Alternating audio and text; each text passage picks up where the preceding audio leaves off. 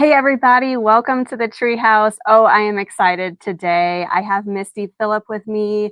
I wrote down a bio for her, and guys, if I read the whole thing, I think it would take the 45 minutes that I've allotted for us to talk here. This woman she's done it all. She's incredible. Let's hit some highlights here. So she's a visionary leader. She's an entrepreneur, award-winning author, the founder of Spark Media. Okay, I've got to stop here because I have my Spark Your Podcast mug today. It is like my favorite mug, and I use it all the time. Um, she equips Christian communicators with tools and encouragement needed to make an impact. Guys, I wouldn't have this podcast without her impact on my life and the resources that she has given to me and many, many of my friends and peers. She's the author of The Struggle is Real, but so is God. Misty inspires women to navigate life's challenges with hope and strength. Oh my goodness, she's been everywhere. Everyone loves her. Huge, huge name. Through her leadership and unwavering faith, Misty continues to inspire others to lead with confidence and make a lasting impact for God's kingdom. Welcome to the Treehouse, Misty. Can I just hang out with you every day? Like, that was an amazing introduction. Oh my goodness. I'm like, how do I skim this down? I even I had a giant thing and I threw it into Chat GPT, and Chat's like, no, we can't really skim that. Like, she did all these things. We got to talk about them. I'm just kidding. But anyway, so, oh my goodness, I just love you and I love your heart, and I love your heart for women and for leading people. And I think, you know, there's many reasons that I brought you on today, but one of the biggest reasons for me personally is because I think women need to hear from a woman such as yourself. I think the mamas that listen to my podcast need the kind of advice and encouragement that you offer, and the motivation and the fire that you light, literally the spark that you ignite under everyone you touch and everyone you interact with. And I'm just so blessed to have experienced that, and if I can just connect the rest of everyone to you and be like, hey, just let her light that little spark under you and just set them off, I just think it would be incredible. So, many moms listening might not see themselves as leaders. Maybe they feel like, oh well, I don't really lead anything. I'm just a mom. You hear the just a mom thing, and we can debunk that too if you want. But yet they lead their families, they impact their communities, their friend groups, everything more than they realize. So I want to dive in to your book. So tell me a little bit about your book and what this means for women and moms, especially. Yeah. Well, let me just start with what you said. A lot of times moms don't think that they're leaders, but the greatest impact that you can have as a mom is with your family. So loving your Mhm. husband and loving your children and teaching them in the way they should go, because no one else can do that job, only you, mama. And so that I am just very passionate about that. The book was birthed when I launched the first Spark conference, and I wrote the last words when I surrendered Spark to the Lord at the end of last year.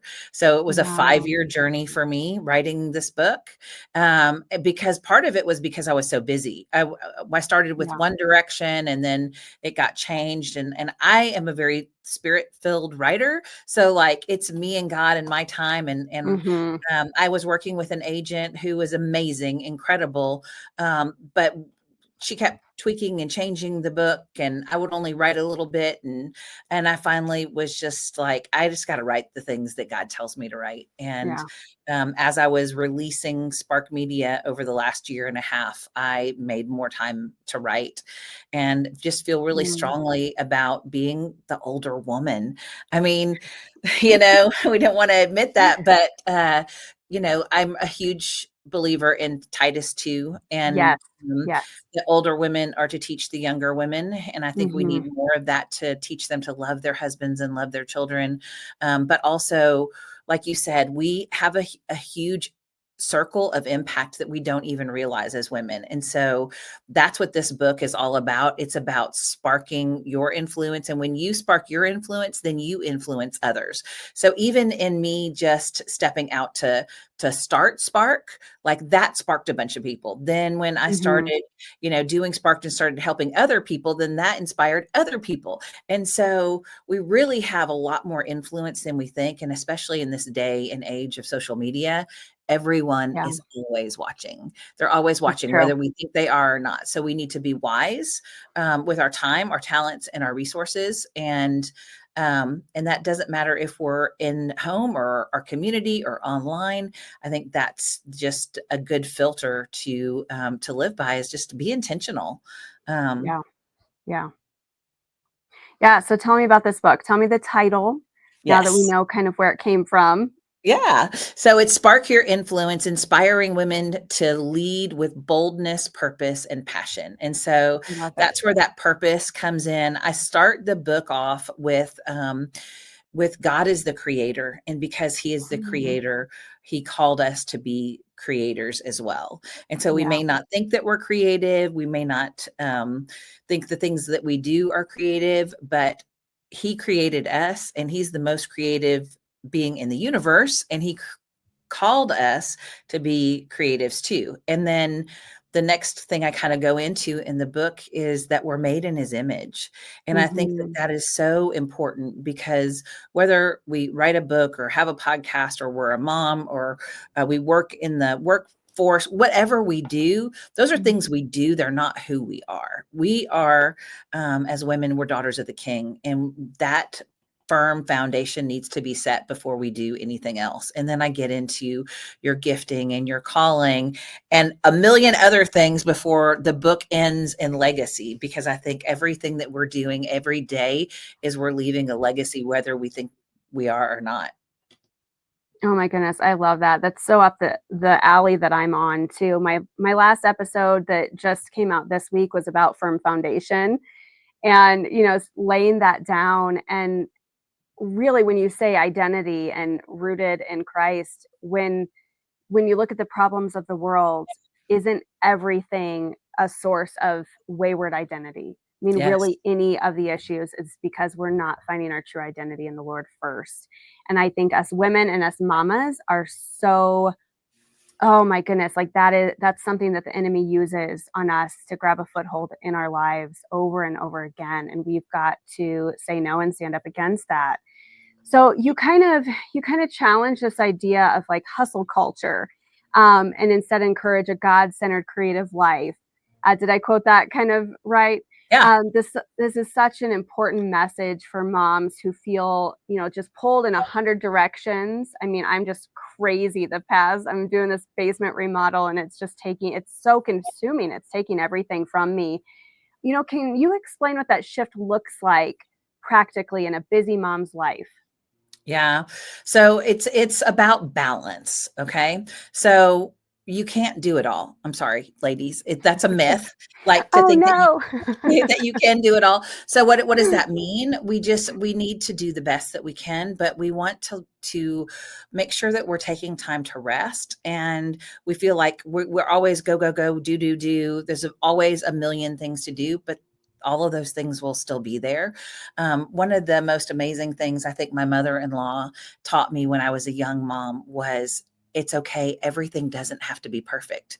Like, you Mhm. don't have to have, the perfect photos of the family, and the house doesn't need to be perfect all the time. Like, it's okay to live in a little bit. Like, it's more important for you to love your children than it Yeah. is to have a perfect home.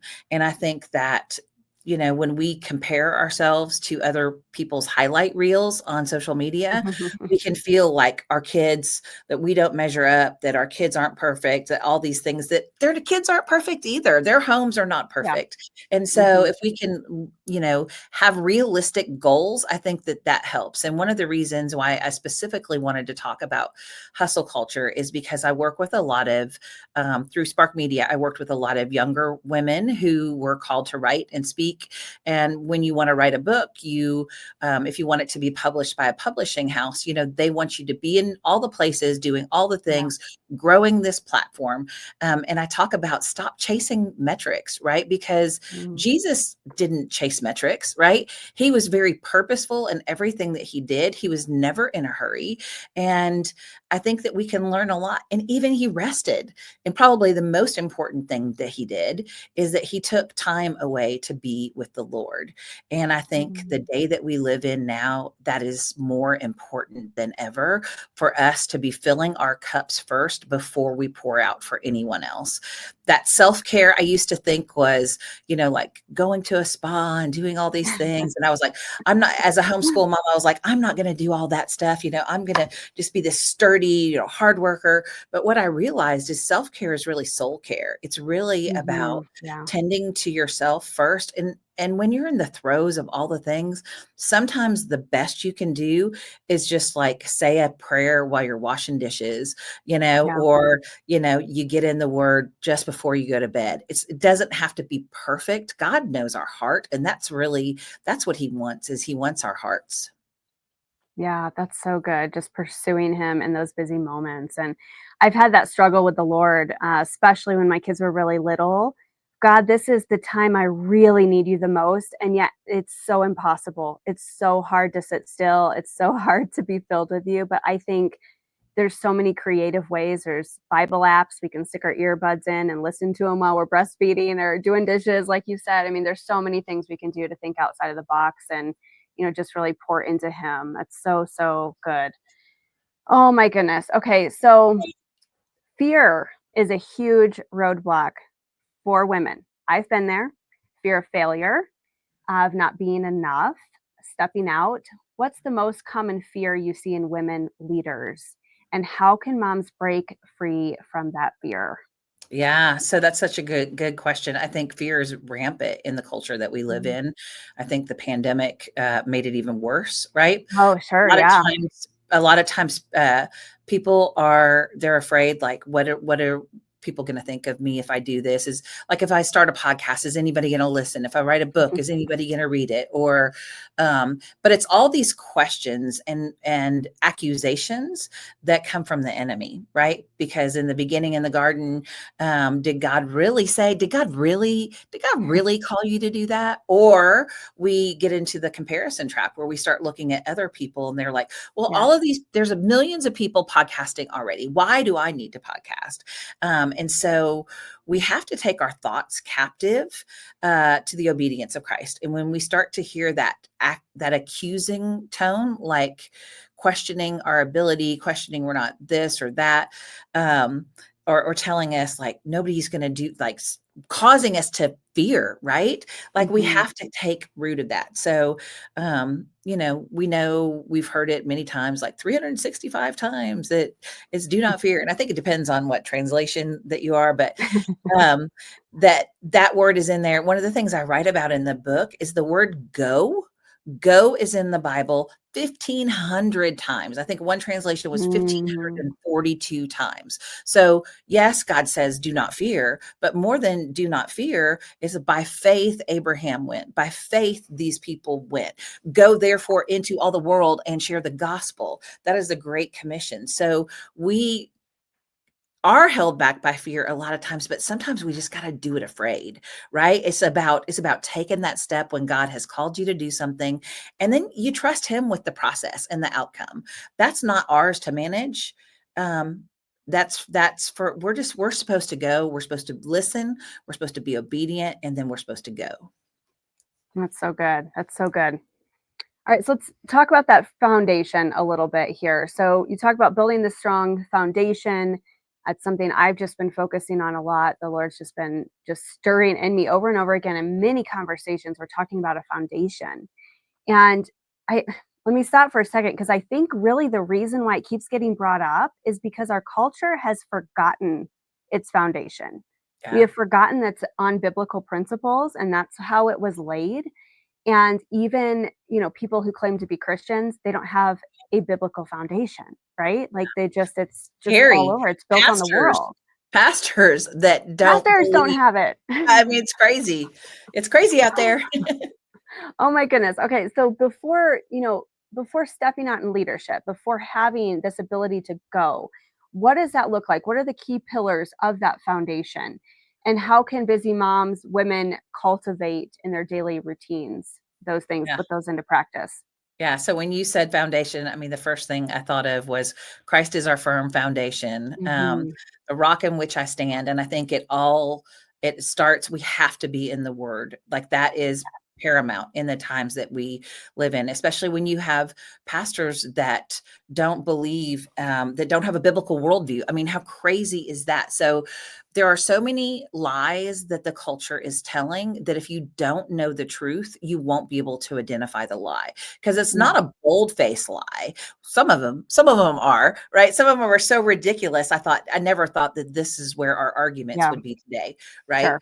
But some of them are they sound really good. Yeah. And so you have to have discernment, but you've got to be in the word first and foremost. Prayer is another important key. Surrounding yourself with people who support you.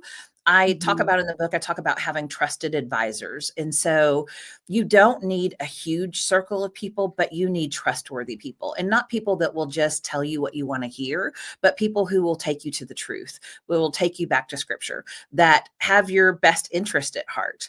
And you don't need a lot of those people, but you do need to surround yourself with people. And then you need to be there for other people in that same way. So back to that mentoring concept, we should always have people that we're teaching, people that we're running parallel with, and then people that are pouring into us. And so it's a combination, and that looks different at different ages and stages in our life. Mhm. I wrote in the book about, I remember there was this homeschool mom when I was homeschooling that like her boys were amazing and they were memorizing all this scripture and doing all these things. And I said, would you be my mentor? And she said, no. And it like crushed me. I was Oh, like, what? And so mentorship doesn't have to be like this big grand plan. It's like having coffee with a friend. It's like going to yeah. the park with your girlfriends and your kids and pushing them on the swing and just saying, hey, this is what I'm struggling with. And when we're open and we're vulnerable with our struggles, even in leadership, I think it's important because no one person has it all together. I mean, only Jesus was perfect. And so Mhm. being vulnerable and surrounding ourselves with people is also so important. Oh, that's so good. Community is so, so important. I think it's easy to feel isolated through motherhood, and especially as women, we're so stinking. Um, we're always trying to one up each other, even if we don't realize we're doing it. We're so competitive in nature, and I think us women need to realize when we have kind of gone before someone and something and we're able to pour into someone as well. I think that Titus 2, I don't know if you're familiar with the program Apples of Gold, but I did that when I was first early married. It goes all the way through Women to Women, Titus 2. And that's the whole premise of that is finding that mentor mama and then finding that younger woman to mentor and just really being able to reach that. And think if we stay in the realm of like, hey, all of us are in the terrible twos or all of us are in this one season, then we're not pouring into anyone as much as we could be, and we're not learning as much as we could be from someone that's gotten through it, right? So I love that idea of community and push through those feelings of isolation and really feel like you've got someone to cling to and like go to when it gets rough. Um, it's so Yeah. good, Yeah, and so good. even when if you think about leadership as like a mountain, okay? So the higher you climb up the mountain, the fewer people can go with you, Hmm. and that oftentimes leadership can feel really lonely, especially if you're blazing a trail or you're the one who's kind of taking the brunt of the leadership. It can feel very lonely. But we're never alone because God is always with us, and if He has called us to something, he's going to provide whatever it is that we need That's right. in Yeah. that. And so, but it is important, even as leaders, for me to, I've got people that I run with that understand my life, that get the crazy, amazing things that God has called me to, right? And so it's good to have people that are in similar situations, but then you also need other people as well. And I think it's important though who we allow in our inner circle. Yeah. So even the Bible talks about, surrounding ourselves with people who love him. And that's a good thing. Yeah, that's great. All right, let's talk about that legacy piece a little bit in leadership. So, how do you define success in leadership from a kingdom perspective, especially for women raising the next generation? Whew, man, it is. I just want to encourage you, Mama. It is the most important thing that you can do nowadays. I actually went to pick up dinner last night, and while I was waiting, started talking to this woman whose children are older like mine, and now her daughter wants to homeschool. And I said, "Oh, I homeschooled my kids," and she was like, "Tell me all about it." But really, whether you homeschool your kids or not, like Mama, you are the most important person for those kids, and just being there and being available for them, I think, is so important. Every day we are planting seeds. And so if you think about it, seeds take time to germinate. I don't know if I think you garden, don't you, Hannah? I Uh, do. Well, yeah. I attempt really, really stinking hard every year. Yes. But I do too. And The the Lord mountains are teaches hard. They're really hard up here. Yeah, the Lord teaches me so much in the garden about Mhm. seed time and harvest and planting. Well, legacy is planting seeds in a garden that you may never see the harvest, right? Yeah. But everything you do every day, you are planting seeds, right? So when you love your children, when you are kind to someone in the grocery store, when are part of a church community, like all of those things are seeds that we're constantly planting. But then there are things that we plant.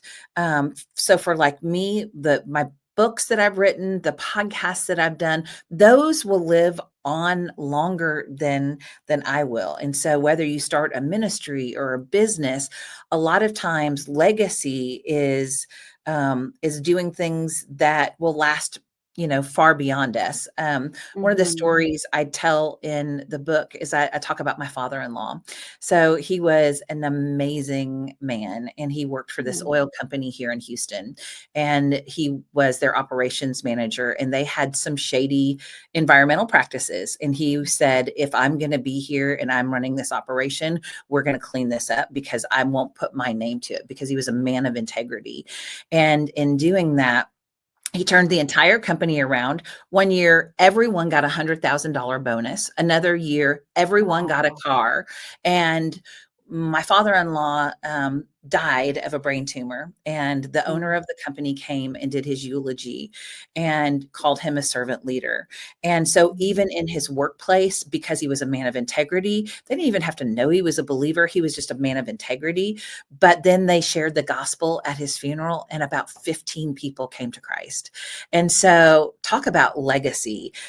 He was just being exactly who he was supposed to be every day when he went to work, being a man that loved the Lord and was a man of integrity.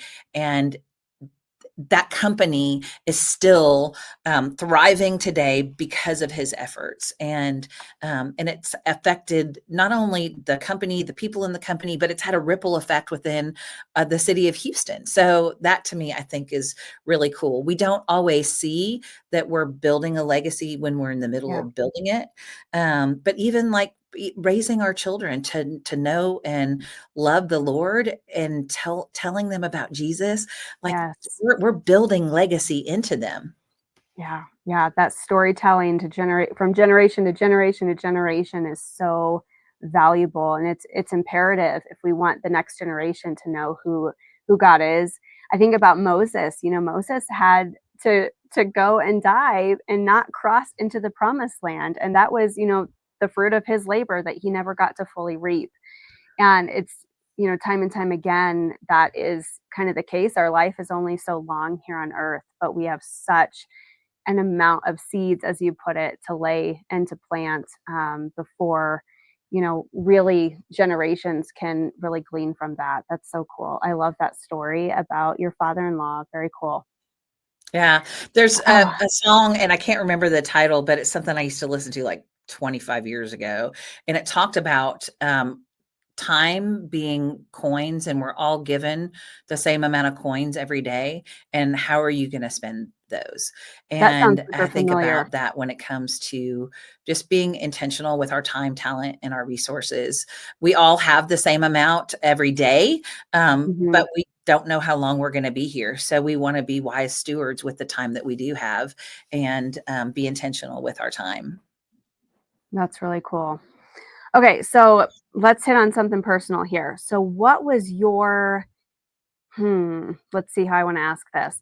What was your reasoning behind homeschooling? Because you were homeschooling before it was cool, Misty. You were doing it way back when. So what did that look like for you guys? The Lord just put it on my heart that I was supposed to homeschool. And I went to my husband and I told him, and he was like, no, that's crazy. Because back then people did not homeschool. And God is so good and so gracious and so kind. He gave me a neighbor that I became friends with, and she had 3 boys. So her youngest son was the same age as my oldest son. And so I got to see her homeschooling. Our boys played together, and I was like, I want what she has, right? I wanted Mm, that. And so, but I knew that I had to honor my husband, because if I would have fought for my way, then it wouldn't have worked out. So I mhm, acquiesced, and our oldest son went to public school kindergarten, and God knew what he was doing there too, because that's the year that my special needs son was born, and he was born with mm, challenges, and then they've been amplified. And so um, being able to homeschool was a huge blessing because of mhm. having the special needs son. But my oldest son went to kindergarten, and then my husband goes, hey, you want to try this homeschooling thing? And so I just kept praying and waiting for him to see that it wasn't, we lived in the house my husband grew up in, and he was like, Oh. that elementary school was good enough for me, it's good enough for my kids. Right, And right. now he laughs when I remind him of that. But he actually became the strongest proponent, because we took it one year at a time. Like, Lord, what do you Mhm, want? What's best for each child? Really didn't think that I would end up homeschooling all the way through, especially when it got to junior high and it was kind of hard. And my husband then became the biggest champion. And now he tells people all the time that ask about homeschooling, do you want the state to raise your kids, or do you want to impart your values mhm. to your Yeah, children? And so he ended up becoming my biggest proponent. But if I would have tried to force the issue, then I yeah. don't think there would have been that blessing. Yeah, no, that's good. We have a similar situation with our homeschool journey because we started homeschool when my oldest was kinder, and I was just scared of sending him into kindergarten at such a young age, but he was ready to learn. So he's like the youngest in his class. He turned 5 in August. So I'm like, "Oh, he's so tiny and he's so young." And so we homeschooled him kinder, and then 1st grade came around and my husband was not on board. And so we ended up mainstreaming at that point. And then, COVID happens. And now Cody all of a sudden is like, oh, yes, let's do, that homeschool thing you were passionate about that I kind of ixnayed. Let's do that. That was a good choice. But yeah, let's do that. It makes such a difference when you and your husband are on the same page and that decision is made as a family. It's so, so valuable. I always try and encourage women like, you've got to have your husband on board. If you don't have him, it's going to be a struggle. Like, 'cause now you're going to be fighting him and fighting yourself and doubting everything, and it's going to be a mess. So, well, thanks for sharing that. I appreciate that. I know that's like a side thought, but I wanted to make sure and get that story from you a little bit. And okay, so what is the single most important message? And that's a hard one. What's the single most important message you want moms to take away from Spark Your Influence, your new book? Yeah. Yeah.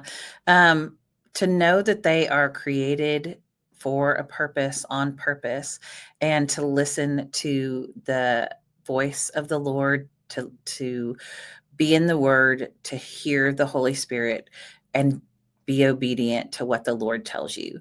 I think that Mm, is whatever it is, whether it's to homeschool your kids or to work outside of the home or whatever He calls you to, because He calls us all to different things, but He also created us with a specific purpose in mind. And mhm, sometimes He'll plant seeds in our lives and give us a dream, but it may not be for a long time before that dream comes to fruition. So mhm, I'm going to back up a little bit and kind kind of give my life in a nutshell. So I was Yeah, a please do.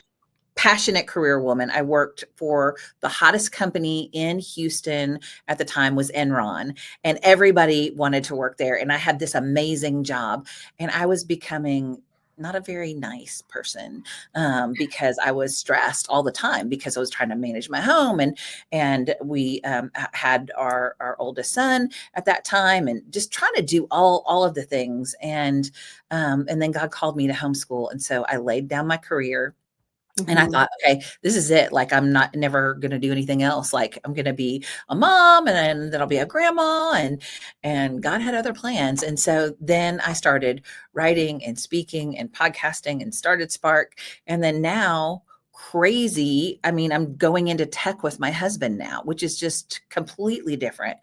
And I say that to say there are seasons for everything, and um, God has a purpose for each of those seasons, but he plants those seeds a long time before. Like, he knew that I loved when I had my career. He knew that I loved that. He knows us so Yeah. intimately, Oh, right? yeah. And Yeah. he didn't waste any of that. None of Mhm. the whether it was when I was working in corporate or when I was at home, like, all of it was preparing me for what was next. And Spark Media didn't happen until I was 50 years old. And so for women who think, oh, I have to get it all done now. No, you don't. No, you don't. I know people, like, there's a lady that I worked with, like, in her late 70s was starting a podcast. And I was like, yes, let go. As long as you are here and you are drawing breath, God has things for you to do. And so don't think that you've missed it, or that he doesn't have plans for you, because he does. And they're good plans. They are far more abundantly than all that you can ask or think. That's so good. So I just turned 40, and I had never even known of this idea, but I crossed paths with a woman who told me that she made a 40 by 40 list. I'm like, "Oh, what is that? That sounds fun." It's like, "Ooh, that's a challenge." And, she wrote this whole list of 40 things to do before she turned 40. So, of course, I run home, I do the same thing. I write this list. Misty, I lost the list. Like, I completely lost it. Like, I spent so many hours looking for this list to mostly have the satisfaction of knowing I'd done about half of it and going like, I want to be able to cross it off. I did the list, and I finally came to a place of peace with the Lord where he's like, that was your timing and your plan, but the other things, I literally cannot remember everything on this list. I've tried to recreate it and I can't do it. And he's like, that wasn't my list for you in that timeline. And so I'm Mm, like, okay, okay, those things can wait. And I don't think I'm even going to try and make a 50 by 50. Like, we're just not going to do it. We're just, like, it's just, I think God's timing is so much more valuable than anything that's that we right. can manufacture. And, Absolutely your right. timeline just proved that. So Well, it's incredible. And I was career driven too. So I totally get where you're coming from. yeah, and I think that God really blessed Spark, because people are like, "How did you grow this thing so quick, so fast?" It was the favor of the Lord, but I think Yeah. it's because I was obedient in my previous season.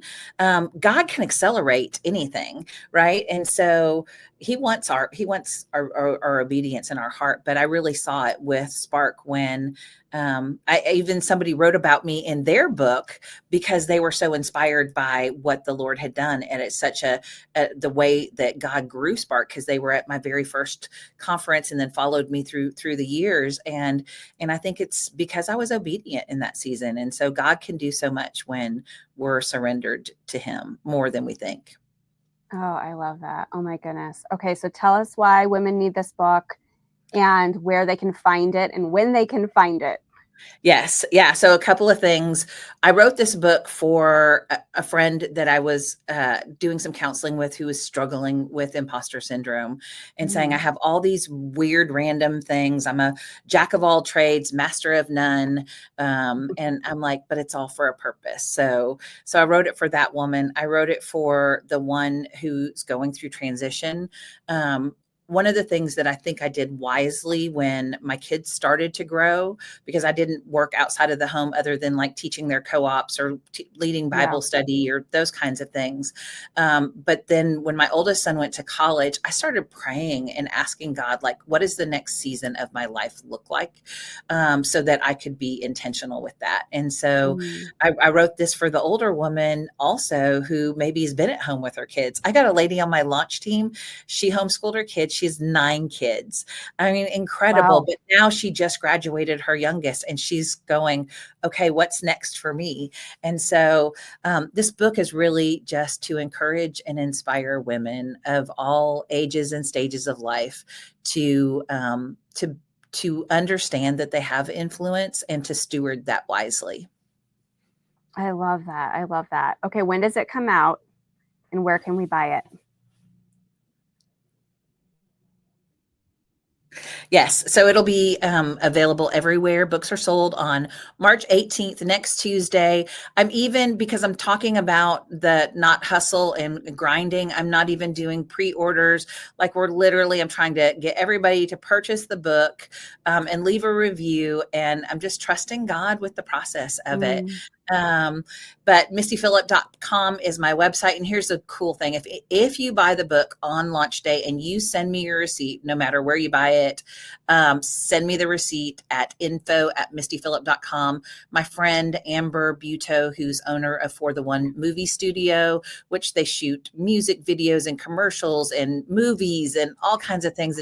She's a female founder of a movie studio. We have a really, like, what are the challenges that we face as women, but it's also such an encouraging conversation. And that's exclusive only to people who purchase the book. So you can find all the information about that on my website at mistyphillip.com. And if you follow me for very long, you will see that I'm talking about Spark Your Influence all over the place.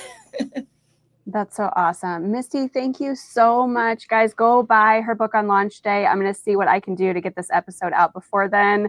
Cross fingers that I can keep the electricity on while the contractors are here and make it all happen. Oh my goodness. Thank you so much for being with us today and just filling us with your wisdom. And I'm so thankful for what the Lord is doing with you and just the reach that you have, the reach that He has given you is just wonderful. And I'm so glad to be a part of that. I just feel like this, like you just have all these little octopus arms and I'm somewhere down at the end of them. And I'm just so thankful that I get to be there. So thank you so much. Thanks, guys, for listening. Thank you, Hannah. And thanks for all you do for women to encourage them in what they're called to do as well. You're amazing. And I'm thankful you're my friend. Oh, thank you, Misty. All right. Talk soon.